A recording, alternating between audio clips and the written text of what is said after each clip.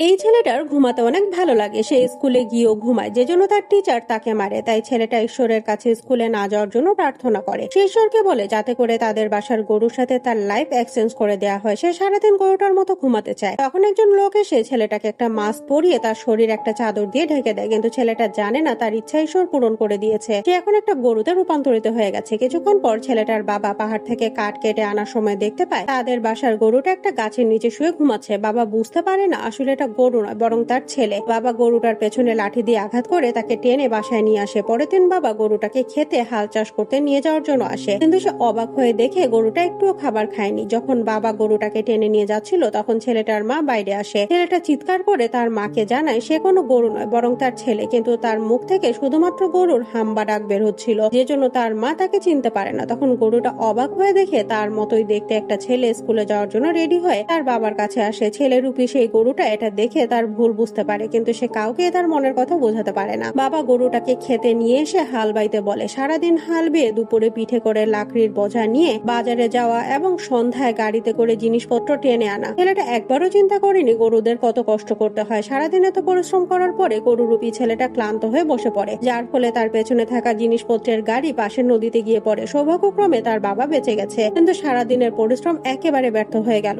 বাসায় ফিরে এসে ছেলেটা তার ঘরে যাওয়ার চেষ্টা করে, কিন্তু বাবা তাকে টেনে জোর করে গোয়াল ঘরে নিয়ে আসে। কিন্তু যখন ছেলেটা তার মাকে খাবার আনতে দেখে তখন সে জোরে জোরে ডাকতে থাকে আর এখানে বসে কান্না করতে শুরু করে, কারণ তার মা তাকে চিনতে পারেনি। বাবা বলে যদি এই গরু এরকম আচরণ করে তাহলে তাকে বিক্রি করে দিতে হবে। পরের দিন সকালে গরুটাকে আবারও হাল চাষ করার জন্য খেতে নিয়ে আসা হয়, কিন্তু দুদিন ধরে না খাওয়ার জন্য সে ক্লান্ত হয়ে সেখানেই বসে পড়ে। বাবা গরুটাকে মারতে যায়, তখন মা ছুটে এসে বাবাকে থামায়। মা বলে হয়তো গরুটা অসুস্থ। বাবা ছুটে এসে গরুটাকে চেক করে এবং ডিসাইড করে একে কসাইখানায় বিক্রি করে দিবে। অজ্ঞান গরু এর ব্যাপারে কিছুই জানে না। পরের দিন গরুটাকে কসাইখানায় নিয়ে আসা হয়। ছেলেটা যখন দেখে অন্যান্য গরুদের মেরে ফেলা হচ্ছে তখন সে বুঝতে পারে এখন তার পালা। সে কান্না করতে করতে তার বাবাকে বলে আমি তোমার ছেলে, প্লিজ আমাকে এখান থেকে নিয়ে যাও। ছেলেটা এত তাড়াতাড়ি মারা যেতে চায় না, তাই সে রশি ছিঁড়ে তার বাবার পেছনে ছুটতে শুরু করে। বাবা গরুটাকে আসতে দেখে বলে আমি তোমাকে আগেই বিক্রি করে দিয়েছি। ছেলেটা বুঝতে পারে এখন তাকে আর কেউই বাঁচাতে পারবে না, তাই সে তার প্রাণ নিয়ে ছুটতে শুরু করে। ক্লান্ত হয়ে সে তার ছোটবেলার খেলার মাঠে বসে পড়ে। সে প্রথমবারের মতো রিয়েলাইজ করতে পারে গরুর জীবন আসলে এতটাও সহজ নয়। যে কাজ করে না তাকে মেরে ফেলা হয়। এমন সময় ছেলেটা গ্রামবাসীদের আসার শব্দ শুনতে পায়, তাই সে আবারও ছুটতে শুরু করে আর ঈশ্বরের কাছে ক্ষমা চায়। কিন্তু কিছুক্ষণের মধ্যে সে একটা পাহাড়ের খাদের কাছে চলে আসে, কিন্তু পেছন থেকে গ্রামবাসী লাঠি এবং রশি নিয়ে গরুটাকে ধরার চেষ্টা করে। ছেলেটা পেছনে যেতে থাকে আর হঠাৎ করে তার পা পিছলে খাদে পড়ে যায়। ছেলেটা চিৎকার করে ওঠে আর তখন তার ঘুম ভেঙে যায়। সে নিজেকে মানুষ রূপে আবারও দেখে বুঝতে পারে যে সে আসলে একটা স্বপ্ন দেখছিল। সে অনেক খুশি হয় আর বাসায় ফিরে এসে তার মাকে